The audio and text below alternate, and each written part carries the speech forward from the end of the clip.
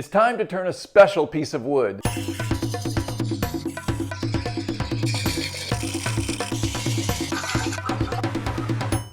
Hi, I'm Kent and welcome to Turn a Wood Bowl. Today we're going to turn a pretty special piece of wood. This is black cherry and this is a crotch section. Now, a lot of times you'll find good selections of wood from people that are making firewood. And one of the things that people that have to split firewood don't like are crotches. So many times they'll set these aside and just ignore them or maybe split them last. And they really don't like them. So if you ask them for the crotch pieces like that, many times you'll get those. So keep an eye out for the crotches. And I'm gonna hopefully turn a really cool piece to show you guys what is possible when you turn a piece like this. So let's go over to the bandsaw and get this prepared, and then we'll bring it back over to the lathe. There's a high spot on the bottom side, or what I'm going to make the bottom side of this blank. So I need to remove that. And as you might be able to tell, my cabinet for my bandsaw is full of sawdust. Yeah, I'm being lazy. I need to stop here in just a bit and get this thing cleaned up. But for right now, I'm just gonna take these pieces off very quickly. I don't have a vacuum system on my bandsaw at the moment. I'm hoping to do that in the near future.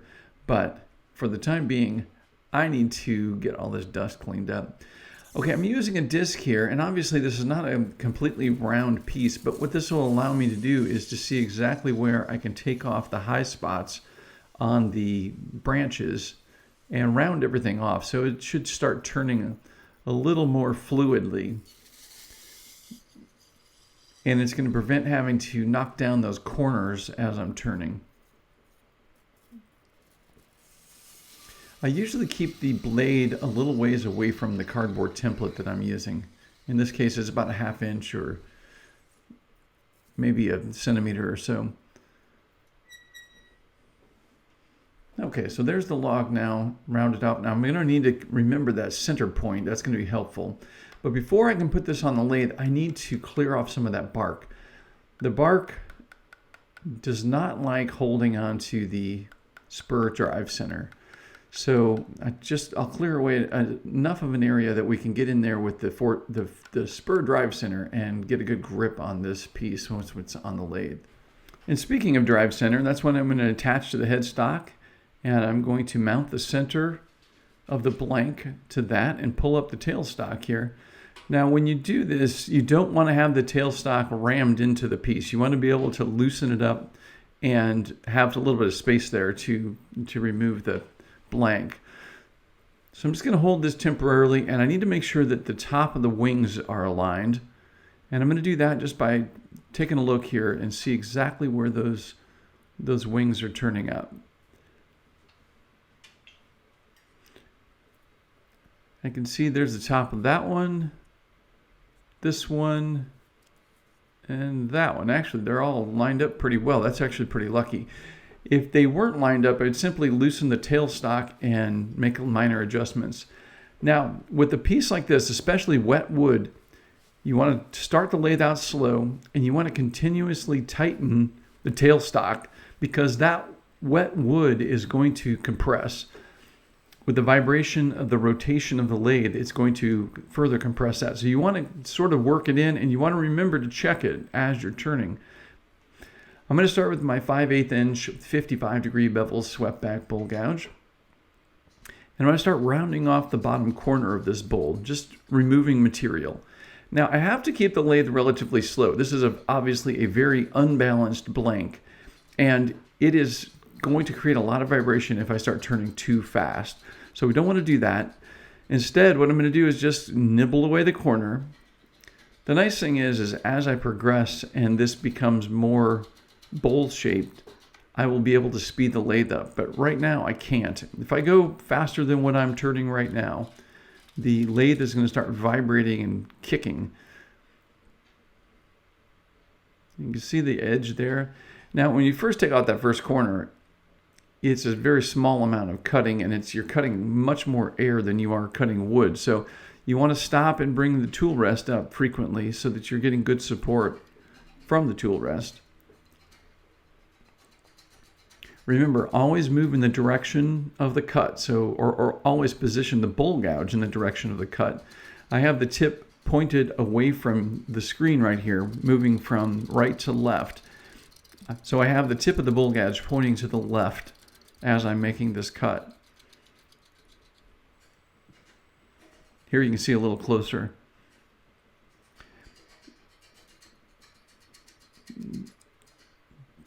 Getting kicked around a little bit. If I get too quick with the bull gouge, what happens is I'll move when there's air going by and then get smacked by the next wing of the bull or the next branch. So I want to move very slow and deliberate, and I'm putting a lot of down force with my left hand on the tool rest to keep the bull gouge in the path that I wanted to follow. I've got a video all about how to not get beaten up with your bull blanks. You might want to check out that video. I'll put a link up here.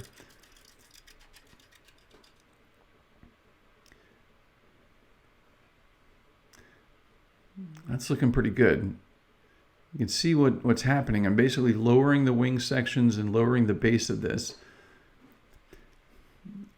This can be a little bit tedious because there's no quick way to do this. You want to just take your time and keep reducing that surface area, one pass at a time.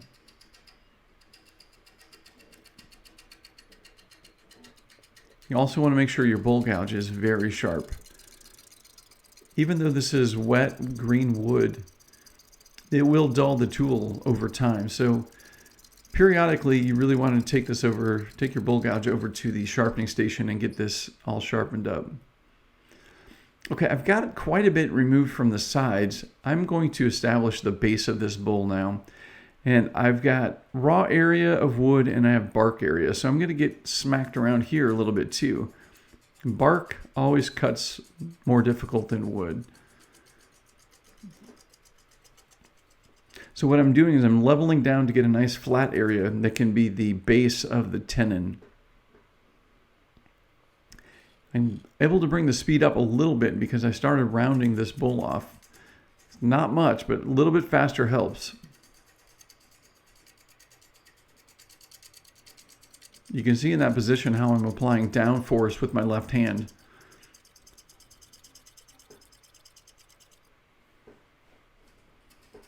Now this is an interesting blank. If you followed my other videos and if you've been in my treatable Understanding Green Wood course, you know that typically we're trying to avoid the pith, the center of a branch, because that's where there's a lot of stress and tension. And as a piece dries, that pith area can crack very easily. Well, not only are we not avoiding it here, but we're going to include 4 piths in this because there's 2 branches, and each branch on each side of the bull has a pith area. Now, I could have split this in half at the bandsaw. I would have been left with a much shallower blank and thus a much shallower bowl. So I'm just kind of going to experiment with this and see what we come up with. I would much rather have a larger bowl that's more dynamic with a lot more grain and texture and patterns in it and take a chance. We'll see what happens as this dry.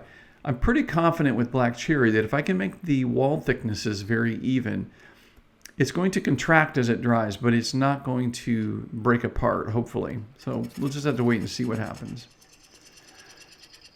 Now I have a relatively flat area for the tenon. However, I had to cut down to get to that. So I need to remove this nub because that's not going to fit in my 4-jaw chuck.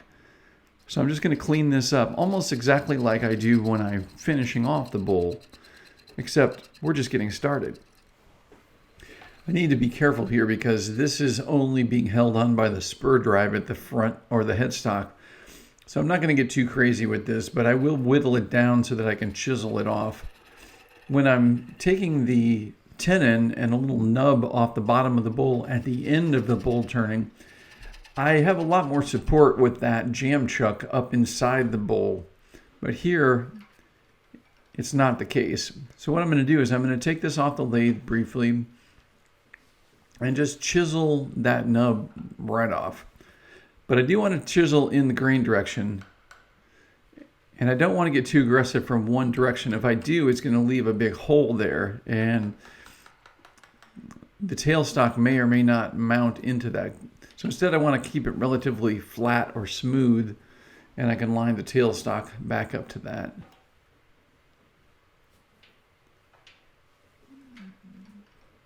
And it hasn't moved much, but I'm still going to check those wings and make sure they're still balanced with one another.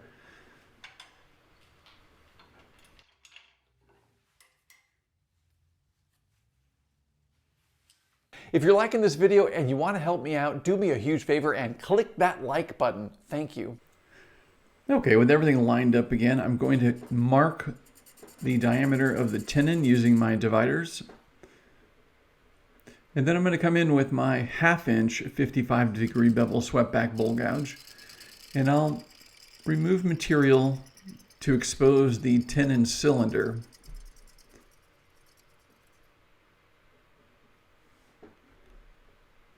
And what this is doing at the same time is it's revealing the bottom portion of the bowl and removing material. So once the tenon and shoulder are complete, I have my B location. So I just need to connect the top rim A to B. So the curve of the bowl is essentially just connecting A to B. It's really that easy.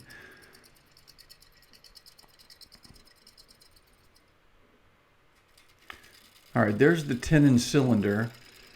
Now I'm going to cut in the shoulder, and the shoulder is most likely going to become the foot for this bowl. I'm kind of eyeballing this. A rule of thumb for the foot of a bowl is 1/3. When it gets bigger than that, it looks a little clunky. But obviously, if it's a functional bowl, you might want to make it a little bit bigger than that. If it's a bowl that's going to be used a lot, where you're putting things in it and handling it a lot, the smaller the foot, the easier it is to fall over, obviously. So you want that base to be a little bit bigger, but not crazy big. I tend to resort to thirds. If I can make that base 1/3 of the diameter of the bowl, in other words, if I took 3 of those bases and moved them across from left to right at the top rim of the bowl, 3 of them would fit into it. That would be 1/3. If I can do it at 1/3 the size and it's relatively stable, that's where I'd like to be. That's kind of my sweet spot for making or sizing a foot for a bowl. Now I'm also making this a little bit deeper. I have an entire log to work with here. There's a couple reasons for this. I'm going to expose the flame section of this bowl blank a lot easier if I'm bringing the shoulder up into the bowl itself. And what that means is, okay, so you have to think about this. This is actually pretty cool. The branches of the tree at some point in their lives were little dinky twigs. And those little twigs, they kept growing and growing and growing. Well, the inside of each of those twigs, as they grew, they stitched each other together. Their grains grew together and created strength for the tree. So these crotches, and it's also the reason why people that make firewood hate these, because they don't have the typical grain structure as a single straight log. Single straight log will just break along the grain of the wood. This won't, because the two pieces are woven together. So it makes it very difficult to split. Many people will just throw these on a fire, just burn them. And this could easily become firewood. And that would just be a bad thing, because I think we're going to find out there's something really cool in here. So I'm hoping there's something really cool in here. I need to go over to the sharpening station and sharpen my bowl gouges. Now, this is something that I've done for this bowl probably 6 times. Each bowl gouge has been sharpened about 6 times. And I'm not showing you every time I'm sharpening, because that just would be boring. But essentially, you want to go over to your sharpening station and get these gouges cleaned up and sharp as can be as soon as you realize they're not cutting well. Now, if you have any problems shaping your tools or sharpening them, you're going to want to check out my online tool sharpening course. I've got a link in the description below, or you can go to my website, turnawoodbowl.com/sharp, and you can learn all about it there. I'm going to go through everything you need to know as far as setting up a sharpening station, shaping your tools, and then sharpening them. If you like these 55-degree bevel bowl gouges that I have here, they don't come that way from most stores. You need to shape them yourself. Well, in that course, I'm going to show you exactly how to shape those. So you might want to check that out. Okay, I'm showing you this angle so that you guys can see how I'm shaping this bowl. The bottom of this bowl is really flat, and obviously we don't want it to look like that. But I do now have my B point, which is the shoulder, which will become the foot at the bottom of the bowl. And I just need to connect that to the A part, or the rim. So I'm basically just connecting B to A. It's all we're doing. And I'm making very slow, deliberate passes, shifting only my body weight. My hands and arms are not moving. I've got a video all about how to move your body while you're turning bowls, and it's super important that you learn this, because if you're making any kind of hand or arm movements, you're going to have all kinds of issues. Instead, what we want to do is set ourselves up, secure the bowl gouge, and shift our body weight. That's all we're doing, is shifting body weight.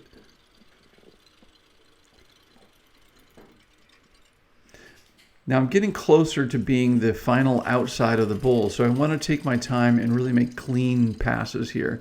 Now I'm cutting the very top rim backwards, and this is technically against the supported grain cut. And the reason for that is I'm hoping to keep all of the bark on this bowl. If I were to go the other way that I was originally, from the base up to the rim, there's a good chance that I would be pushing and applying pressure against that bark, and there's nothing to support it, so it would just push that bark right off the bowl. I've got a flat spot. I've got a flat spot there. Okay, I'm almost down to the, I need to cut a little deeper, so I remove that. This is my 1/2-inch 55-degree bevel swept back bowl gouge, and you can see how light I'm cutting. I'm just kind of introducing. Now what I'm not showing you here is I'm looking straight down on this, so I can see the edge of the blur of the branches going by, and I'm trying to line the tool up just to make a very light pass, and then I'm taking my pace and slowing way down. And the purpose for that is to make sure I have a really clean cut, because again, I'm going against the supported grain of the wood, and that's going to tear out fibers if I'm not careful. I've got a little bit of fiber torn out there. Okay, instead of continuously cutting that and whittling this blank down, I'm going to use the other aspects of this bowl gouge. This is my 5/8-inch bowl gouge. And what I'm doing is I'm using the lower wing to make a pull cut. If you notice, there's high spots on the bowl. There's spots where the curve does not flow well. Well, instead of trying to make a push cut, which is going to remove a lot of material if I'm not really careful with it, a pull cut is nice because it essentially shaves off material. So I'm shaving off that high spot. Now, a pull cut is a little more aggressive and will leave texture compared to a shear scrape. Here's a shear scrape. You see how I have taken the tool and dropped it at about a 45-degree angle? The only thing I'm doing is I'm taking down these high spots where you can see that cut edge. I don't want to try to cut that away because I'm just going to make another deep pass. Instead, I'm going to shave this and reduce the height of that area around it until those passes or those little cut marks disappear. We'll take a look at this. There's some tool marks in there, and I have a high spot right here, so I need to work on that. Now, the cool thing with the shear scrape is that you can actually move in either direction. You can go with the supported grain, which I'm doing right there, or you can push forward and go against it. Because it's removing such a thin, slight layer, it doesn't destroy the end grain like a pull cut or a push cut will. It's more like shaving. You can see how thin and small the shavings are that are coming off of this. I'm just going to work that edge there. Now I'm showing you the close-up of this, but what I'm actually looking at is I'm looking at the top of the bowl, and I'm looking at the high spot, and I'm seeing where I'm placing the tool, and I'm making sure that I'm lowering that high spot. What I want is to have a nice flowing curve on the exterior of this bowl. We definitely don't want there to be a curve and then a edge and then another curve.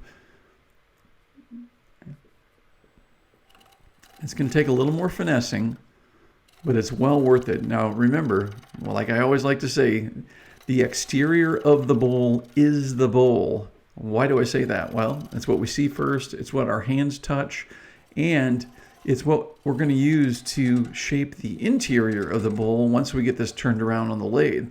And we're essentially going to parallel the exterior. So the more time we take here to make the exterior just right, the better off this entire bowl will be. If we race the exterior and we've got bumps and things like that, we're probably going to transfer those bumps to the interior as well. Or we're going to cut an interior that doesn't even match the exterior. And that kind of makes a clunky looking bowl. So take your time with the exterior. Now I'm realizing at this point, because I was telling you about the size of that foot and the shoulder here, I know that I'm going to make that shoulder the foot. So I'm going to take a little bit of time while I have it positioned like this on the lathe, and I'm going to shape that foot and make it nice and clean.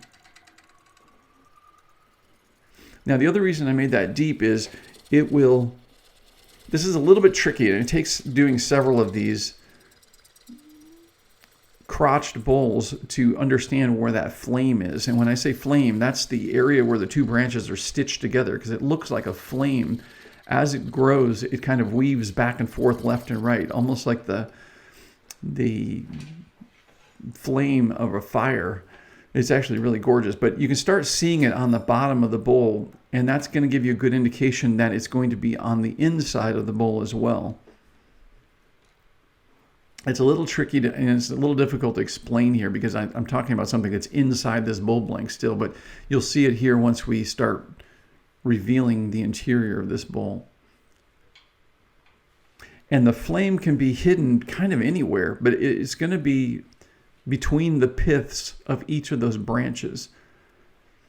And the other reason for making that shoulder so high is that as this piece dries, because I'm just once turning this, and as it dries, it's going to contract. The sides are going to pull in a little bit, but because it has such an organic shape, visually, you're not even going to be able to see that the bowl itself contracted. However, the foot of the bowl, you'll be able to know that it contracted because it's going to wobble.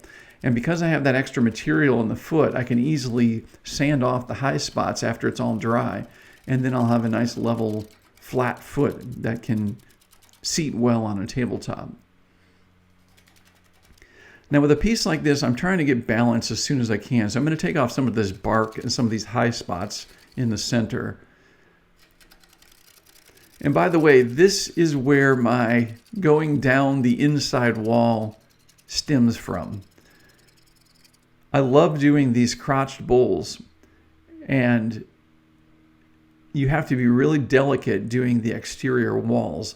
And one of the ways that I go about doing that is working the wall thickness itself first instead of trying to scoop out the center of the bowl. And I got used to doing that, and I like doing it. It works well for me. I'm able to maintain my wall thickness well.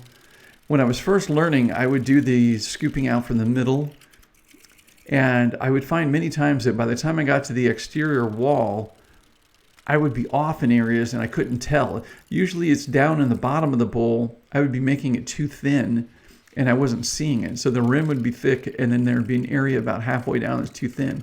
Here, I just start with the wall thickness like you're seeing right now.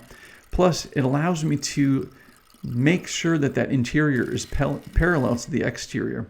And what I'm doing is I'm lining up the bevel of the gouge with the exterior of the bowl right there. And that's why that exterior of the bowl is so important. Because I'm cutting so much air between those branches, you can see the tool here, which is pretty neat. And you can also see it when you're turning. So you want to basically position yourself upright so you're looking down onto the bowl blank. So you can actually see where the gouge is cutting. I'm going to make it a little bit thinner than that. So I'm going to start really slow. I'm lining up the bevel of the bowl gouge to the exterior of the wall.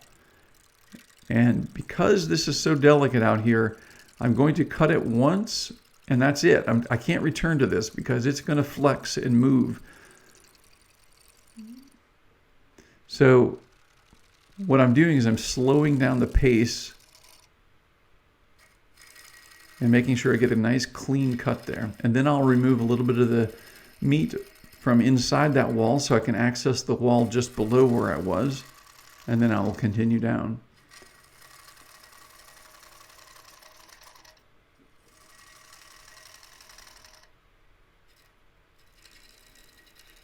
This is also a fun process to do.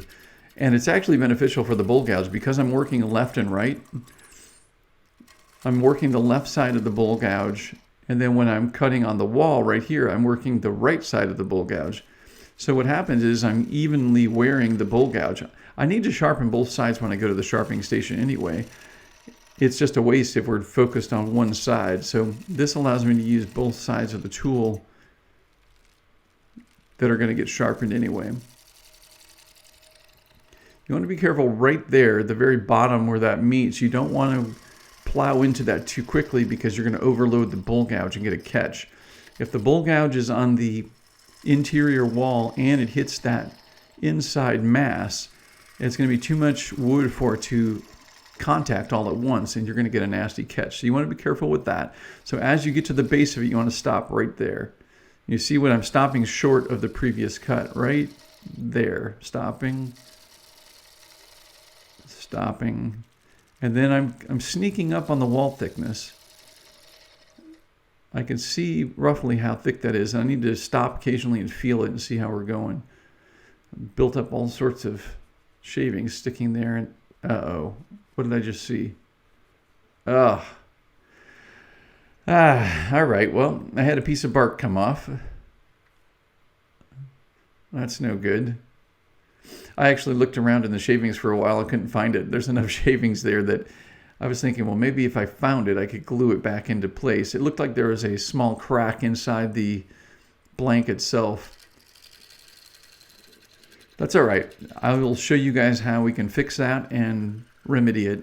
I'm definitely not going to scrap an entire bowl for a little detail like that, although it would have been nice if the bark all stayed intact. We're starting to see the interior pith areas of each of the branches, which is really cool. You can see the gloss and the shine in there, how wet this wood is. As I'm cutting it away and exposing it, it's revealing how much moisture is in this.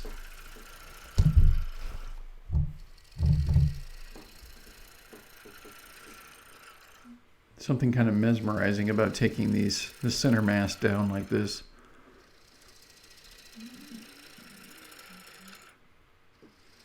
The other thing that's nice is the blank is becoming much more balanced, so I can speed the lathe up just a bit. Makes the cuts in each of the passes a little bit faster. Again, there's no reason to race with this. You don't want to force it. It can be a little bit tricky getting those last little nubs connected.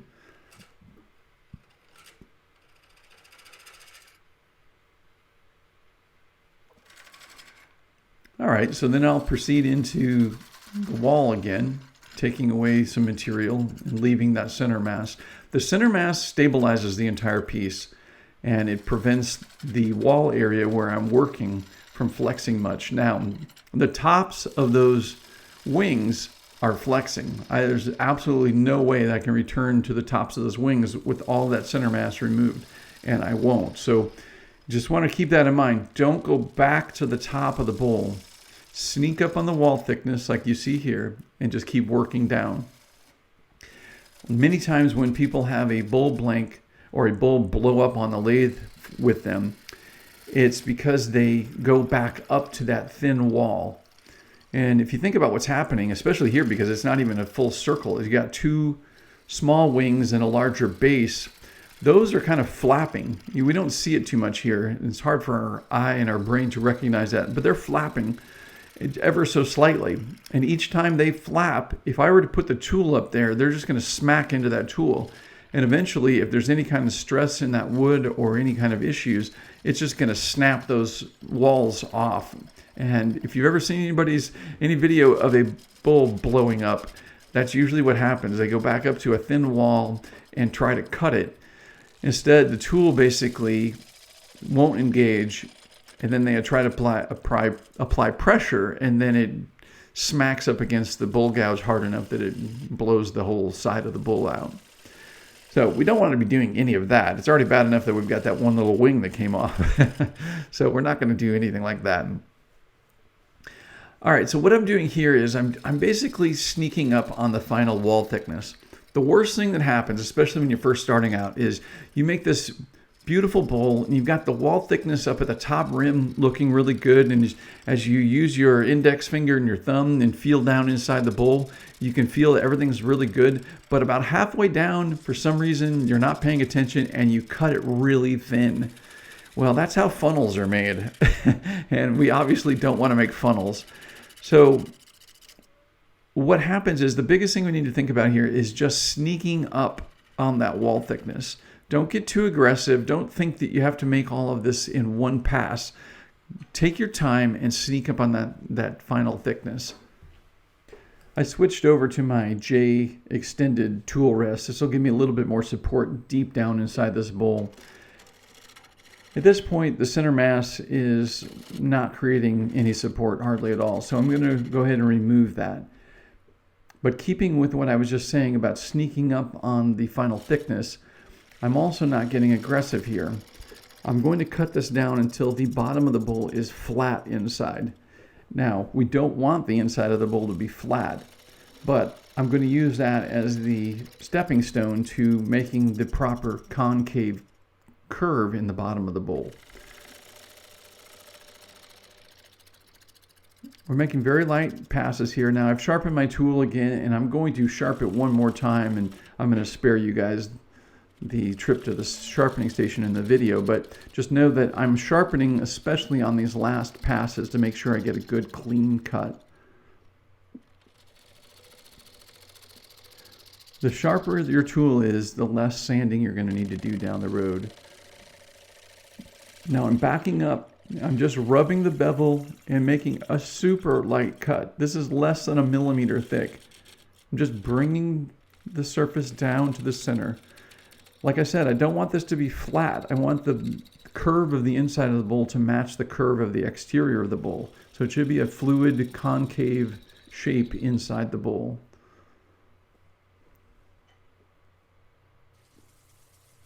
Let's take a look. It's looking pretty good. It's still a little bit flat, and you can see it. You can see where it starts out there. So I'm going to rub the bevel. Now I have the bull gouge with the flute open, meaning the flute is up.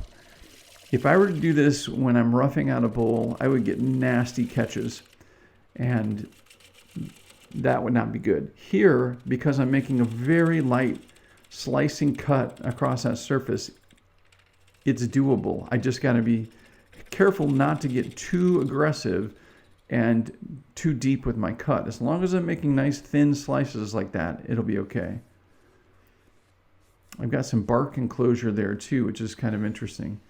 Okay, now I let this set for several hours so that the surface of the bowl would dry so that I can sand. It was wet enough that it would be very difficult to sand the way it was. So I just essentially let it sit for a few hours and the surface area will dry and enough to sand.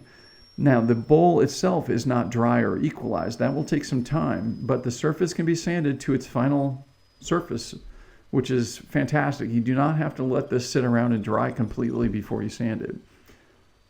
I think I left it for maybe 4 hours total on the lathe so that I can come back and sand it. Now, when you're turning a winged bowl like this, you are going to have tool marks. It's almost impossible to not have tool marks. What I'm doing here is I'm using 80 grit sandpaper, and I'm going through and I'm taking out any of those tool marks from the lathe first. If I were just to go across this quickly and then move through my grits, any grooves like you see up on that top wing there, any grooves or marks from tool marks and that, they'll remain. I would essentially just be lowering the surface all around those tool marks. So instead, what I want to do is I want to use the 80 grit and the 120 grit, which are the most aggressive, to basically erase those tool marks.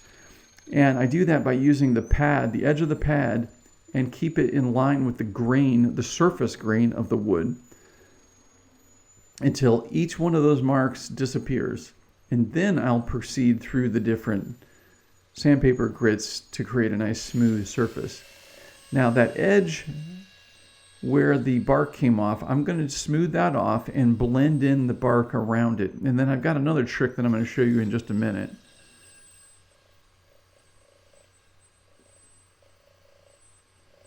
You want to be careful there because obviously sanding pad could tear off a whole bunch, and I've got a rip in my sanding disc. I really should have changed that out.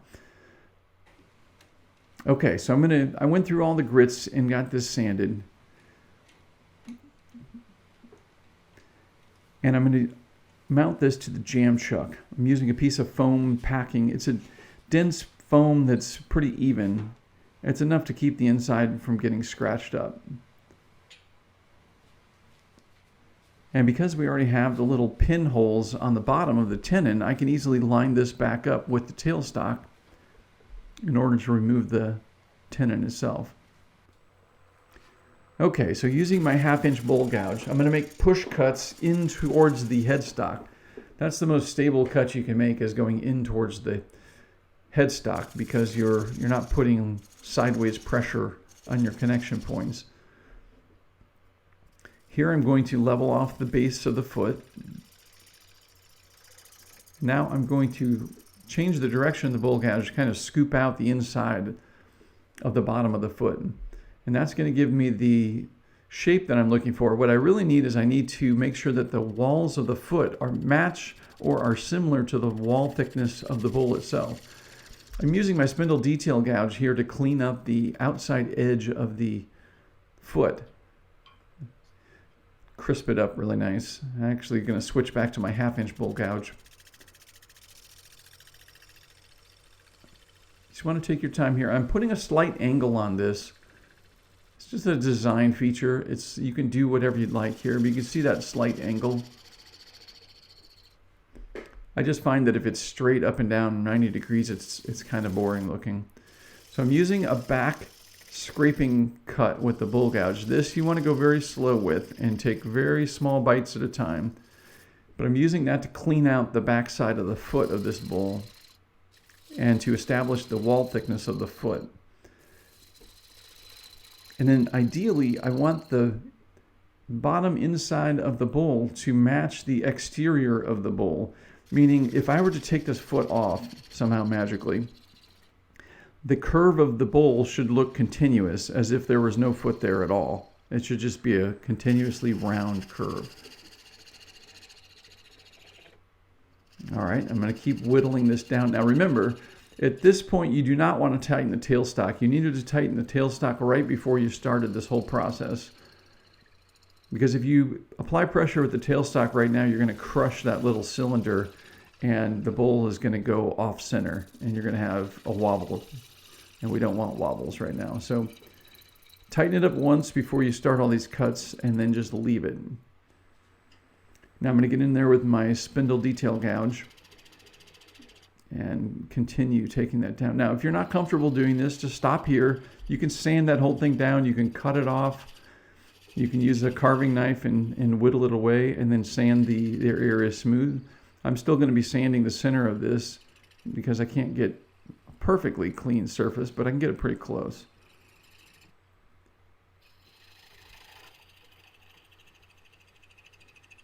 Just go slow. And you also want to be paying attention. If you notice any change in the behavior of the rotation, if it starts wobbling or something, you want to stop right here. So I'm going to apply forward pressure and turn the lathe off. And that's going to be the trick to sever those last fibers. So we're going to thin that up a bit. I'm going to apply forward pressure and turn the lathe off. And it just cuts right through those. And there went the nub. All right, so the only thing that's left is to sand that little nub and finish this piece off. Now I do this freehand. You really want to be careful not to let the disc of the sander touch the feet, because it'll quickly leave a little mark on the inside of the wall of the foot. So just take your time, use the edge, and you do want to flip it over so you're not making a rut. I kind of work my way all the way around it. but flip it over periodically. That way you create an evenly flat bottom surface.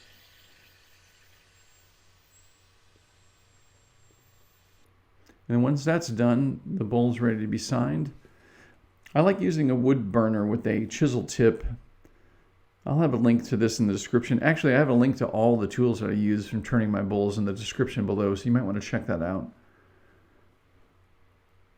And I like using the chisel tip because I like to drag the text. Just my personal preference. They make pen tools that work well also.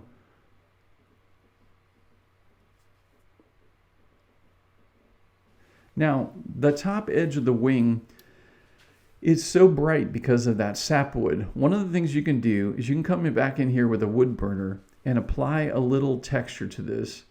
You can do a small amount or you can cover it, whatever you'd like. The only thing I'm doing here is I'm not trying to make that look like bark necessarily. I'm just trying to take our eye away from it so that we're not looking at it and our eye doesn't immediately go to it. Because right now when you look at the bowl, all the way around the rim, it's nice and dark with the bark until you get to this one spot where the bark came off. So now this is a technique you can try. If you don't like it, you can just sand that back out. So it's not a big deal. But I've found, especially for small patches, this is rather large, but a small little chunk that comes out, if you come back in with this wood burning tool, this is a great technique to kind of camouflage that and make it blend in with the rest of the rim. This is, again, pretty large. It is disappointing that that came off, but I think all in all, it's going to turn out just fine. And these burn marks are relatively shallow, so you can sand that if you want. All right, I'm going to be applying tried and true Danish oil. And the reason I'm using Danish oil, not the original finish, is I want this to work down into the bark as well. And I want to treat the bark as well, because I don't want it drying at a different rate than the wood. It's already going to be a little bit fragile as it dries. So the Danish oil, as long as you're putting a nice thin coat, and you don't want to put this on thick because it takes a couple days for it to cure. And if you put it on really thick, it'll get gummy. So you definitely do not want that. You put on a very thin coat, and then after about 10 minutes, with a clean cloth, you wipe it clean so it's nice and smooth. But I'll do that with the bark as well as the wood.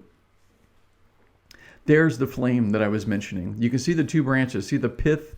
I've got a pith on each side for each of the branches, and then the flame in the middle is where the branches basically stitched themselves together as they grew. Almost looks like a spine, or it's known as a flame. That's what people like to call it. But it's just absolutely gorgeous to be able to reveal that. Plus there's the bark enclosure there, that little hole.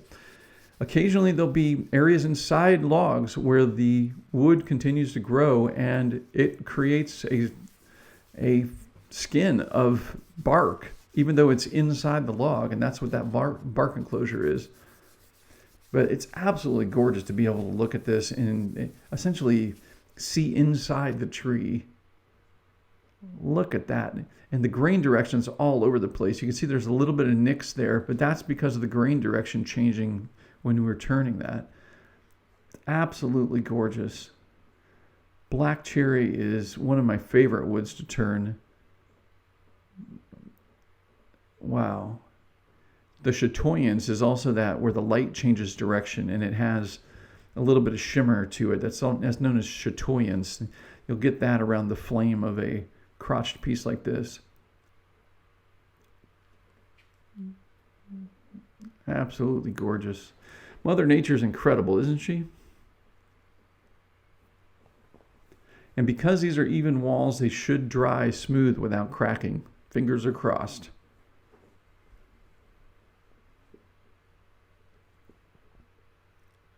Wow, look at that shimmer.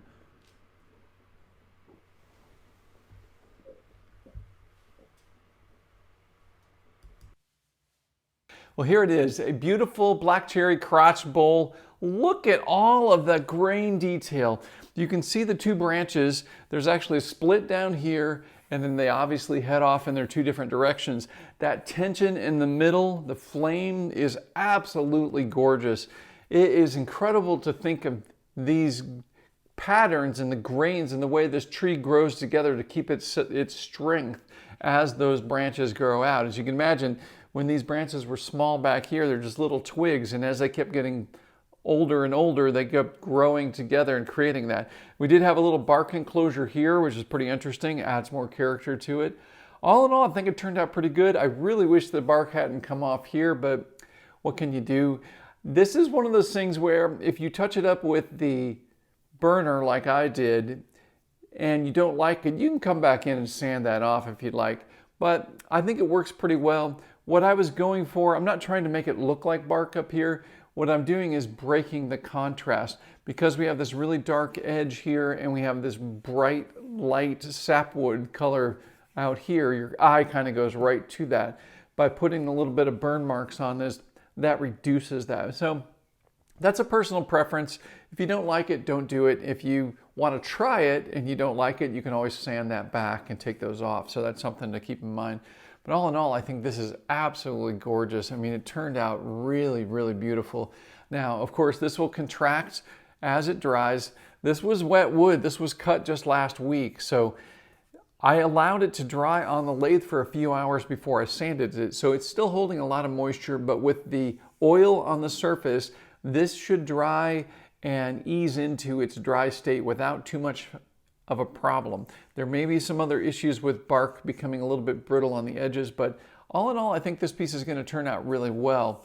And we'll just let it dry and do its contraction. Now, I made the base of this rather tall, and the reason for that is as the sides pull in or tighten down, this is going to curve and it's going to wobble. Well, with the extra thickness and height of this, I can simply apply it to my sanding disc, which if you haven't seen that video, check out that video.